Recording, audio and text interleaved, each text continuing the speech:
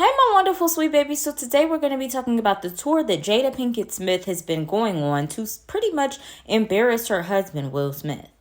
So this entire week has been filled with Jada Pinkett Smith running her mouth about everybody that she's had some form of controversy with.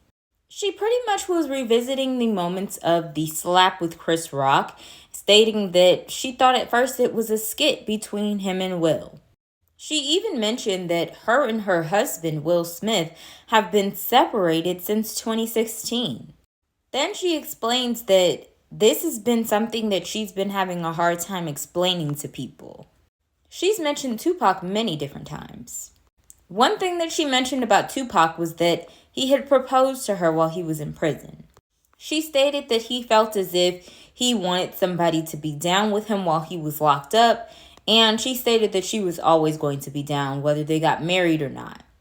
In that interview, Matt Barnes is over here looking as if, well, I'm just going to ask a question that I know is going to get some viral attention. And he's rubbing his face probably because he knows what he's doing at this moment.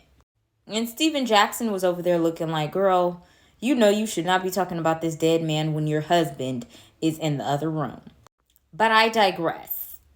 So then Jada also mentions how her and Tupac were soulmates. Even though she already has a husband, these are things that she is stating. She mentioned that her and Tupac traveled together and they spent a lot of time together in the past. When asked if they would ever be romantically involved with one another by the interviewer, Jada had pretty much stated that there was no chemistry between her and Tupac. Despite, videos that they've done together and even moments that they've had with one another, she still claims there was no chemistry between the two of them. She even mentioned things that Chris Rock wanted to date her at some point. That's when Chris Rock got a little fed up and he said that, you know what, Jada, keep my MF name out your MF mouth. And this is a little bit more of him explaining everything as well, from his point of view and his take on Jada constantly mentioning him. So here's my thoughts. I think the only reason that Jada is actually mentioning everything from these controversial moments that she has had is primarily because she's trying to sell this book. So she's been going on a wild world tour on everybody's talk show and mentioning this book and mentioning different moments. She's mentioning moments from Tupac to Chris Rock to even her failed marriage.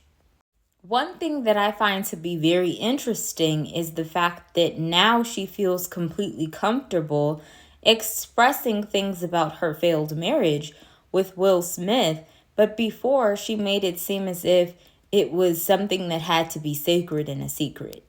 What's even more interesting is the fact that this all comes after August Alsina had already stated these things. But it seems as if when he tried to state these things, they tried to blow him off as being crazy. Now that it's coming out of her funky ass mouth, now all of a sudden it's law. To me, it's pretty evident and clear that her goal was to create a book surrounded by all the chaos that was going on in her life, that she primarily was the one that caused these issues. And now that she's able to speak out on terms in her own light and shed light on it and making a profit, now she wants to embarrass her husband, bring up a dead man, bring up trauma for others that have had altercations with her and her family. And she even wants to come clean about situations that people, quite frankly, could have lived without the information from. At the end of the day, I will not be buying that book, child, and I hope that you guys don't as well. Because everything that she's going to mention in that book, we already knew. But that's my opinion. What's yours?